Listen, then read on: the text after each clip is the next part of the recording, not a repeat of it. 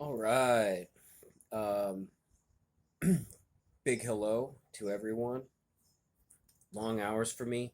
Been super busy, super thinking a lot. Since since the world's gone completely insane, I've been reclusive and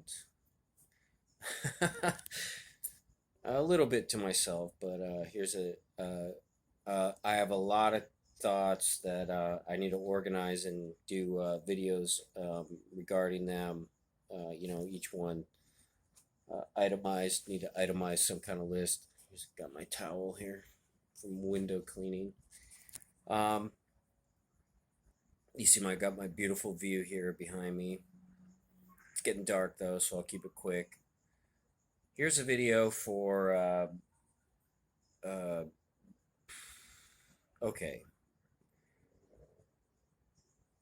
Uh, I usually try to give a talk about like economics or giving and taking balance, the starting and finishing of an action, communication, giving, receiving, those types of things.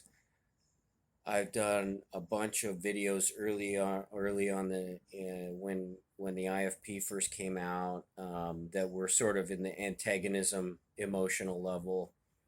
Um, Basically, my idea behind it was that they're seeking to take, with a promise to give back, which probably won't be fulfilled, or at least opens the door for unfulfillment. And even if it works out, it will almost certainly lead to, which I do believe ABC is capable.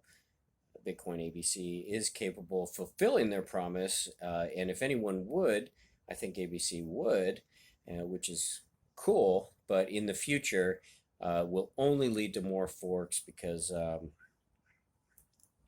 well, if ABC won't be there forever, or whoever succeeds or whoever the successor is into ABC, well, they could arbitrarily introduce an arbitrary, and they definitely will, and so it will lead to a fork in the future, even if ABC does scale Bitcoin Cash. So introducing arbitraries is a way of opening the door for something to take and not give, or give and not take, which is the way to slip Mother Nature the middle finger. Mother Nature doesn't like this and always finds a way to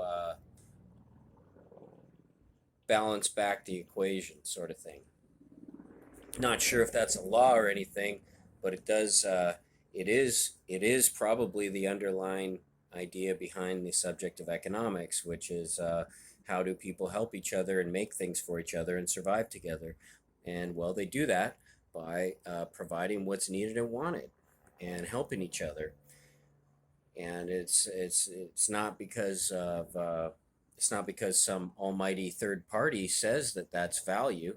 No, it's because the individuals involved in the equation both agreed that an action was valuable. Then, so once an initial action in nature is completed, the giving and taking of something, right? Then, in what Mother Nature seeks to do is to duplicate that action.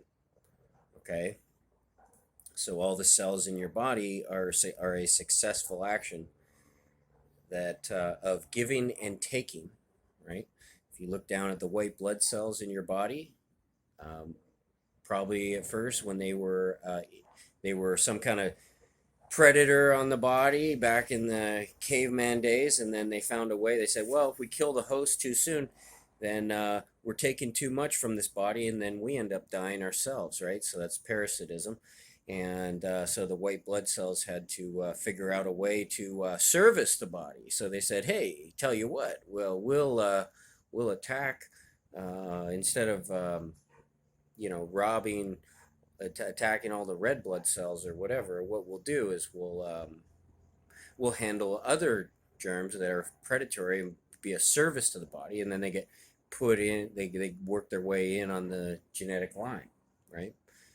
Well, humans aren't, outside the body. Humans don't work exactly that way, but they kind of do work that way. If you wanted to understand life, you might want to start with this sort of like economic approach. It also works for spiritualism, and you'll see that people have psychic or psychological problems to the degree that they're either made a slave and forced to give that which is not offered, or give their own labor, things like that, under forcefully, or if you look at the derelict, homeless man, who's out there trying to say, hey, feel sorry for me, give me some money. He's trying to take and really give back. Maybe he says, I've had rough times. I'm not able to give back anything to the society, but he's not long for this world, right? So we want to do more than just preserve. We would like to grow. So the way to grow is for each individual to accumulate enough skill, friendliness, and enough communication to promote and then deliver, and find a successful way to do that. And the way to go about doing that is just hard work. It's just ingenuity. It's just finding what's needed and wanted, whatever that means in the market, in the fishbowl, which we have, called planet Earth, right? And just finding out, hey, what do people need and want, and then trying to deliver that thing, and to give it, and the better you do that by finding out what's really needed and wanted. If you have a high quality of communication, then you can really find out what's needed and wanted, and then really deliver it. To the degree you can do that, you're going to feel good, and you're going to feel, you're not just going to feel like you're contributing to the world and feel like you're more powerful. You'll actually be more powerful.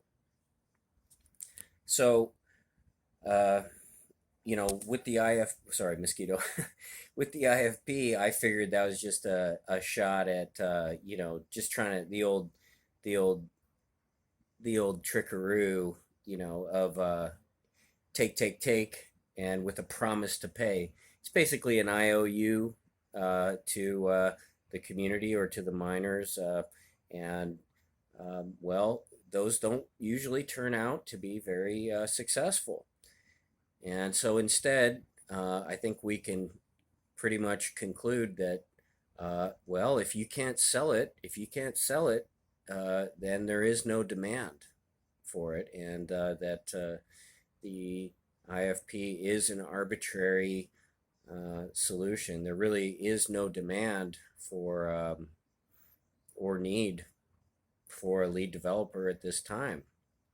And I know that sounds a little crazy, and but what actually needs to happen is people can really find out what is really needed and wanted in the world, and get out there and promote and then deliver goods and services, and let the coin itself become a symbol for those transactions, uh, the symbol for equity, which is the giving and taking, the helping, right? This is the idea behind uh, economics, in terms of like looking at it from an individual, right?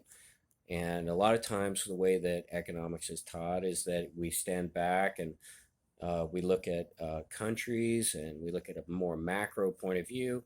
But it really does start with the individual himself, right? A lot of people don't like to do that, because it forces them to look at, like, hey, what am I giving to the world? What do I take from the world? What do I give to my mother? What did my mother give to me?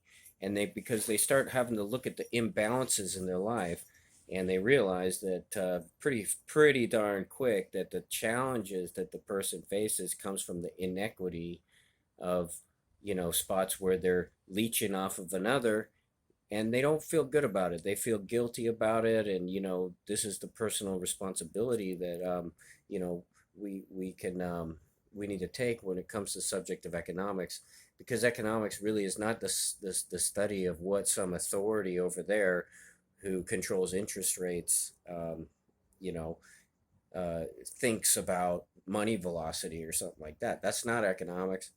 You can take a much more personal approach to the subject, and much more of a maybe individual approach or a spiritual approach, something like that. That's the approach that I think was missing on the subject all along. So with the invention of sound money, or with new sound money, I figured I would offer that concept to the community,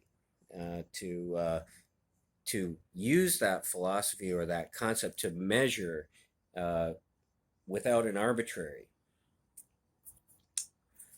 equity and balance and exchange, the giving and taking, and it's this is hinted upon in libertarianism, but I don't think that it's been explained quite so simply, and because but if you actually look there now, there is a condition also of no exchange, which is fine, but I, I I I wanted to offer this, and because I'm a little less hostile nowadays towards people in general regarding the IFP, but I wanted to explain my philosophy behind it and why I believe that it is parasitism. It is so to allow a change in the in the in the mining structure, um, for with an IOU opens the door to parasitism, which Mother Nature will punish um, pretty quickly. So now, does that mean now if the IFP happens, fine, it happens. I think that's a bad thing, um, but I just wanted to put it out there why I think what I think, and maybe help uh, individuals have their own little metric so they could make better decisions. Okay, so because if we seek to give more, do more, produce more, we can have more later. Um, if we think that we got to have a bunch of shit now in order to produce, it's kind of backwards. It's kind of ass backwards. That's actually socialism. Uh, that's the philosophy of socialism. The real philosophy of the capital is to find a way to get it done, and then find a way to get it done better later on. So the having comes later. You got to find a way to deliver what's promised. I hope I'm not talking out my butt here. I hope this makes sense. I sincerely wish to uh, offer clarity to all the fantastic people I see in the communities of crypto. So please leave me a message if there's any questions or anything at all. Thanks. Bye.